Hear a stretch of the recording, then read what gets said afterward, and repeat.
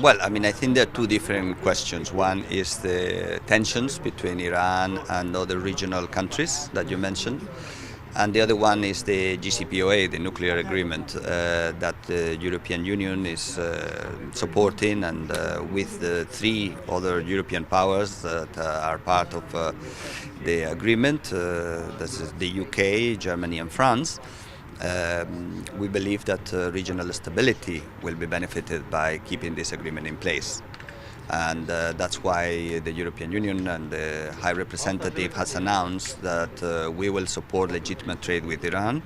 And there is a new, what they call it, the special vehicle, that is a financial clearinghouse to make sure that this trade can take place without being affected by the sanctions. The nuclear deal is not just supported by the European Union. It has a UN Security Council resolution to endorse it, and you have the rest of the Security Council also supporting it. So we think that there is still a consensus among the international community, of which the US government is not part now. And we think that the nuclear deal delivered better stability and ensured Iranian compliance to the limitations in the nuclear development. So that's why we think it is a positive,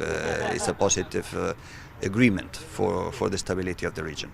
I don't expect so. I think the U.S. Has announced or has let understood that there will be flexibility to those countries that are dependent on Iranian energy imports, not only Iraq but also some other countries in the international community. You have China, you have India, you have many other countries that are involved.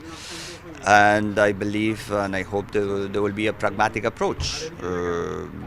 So we'll see. I don't know yet what will be the result of this. I think nobody really knows how the sanctions will affect Iraq in particular and other countries.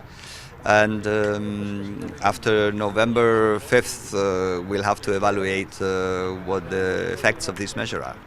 Well, I mean, this is their complaints that there's some complaints about the missile program as well. There are other contentious issues, regional conflicts or implication in regional conflicts, and I think we believe that is something that has to be done through negotiations. So the European Union is supporting, of course, engagement with Iran in order to achieve a better understanding between Iran and the countries of the region. There are, of course, concerns in the region about certain activities of Iran, and we think the JCPOA provides a good example of how some international agreements can address these problems.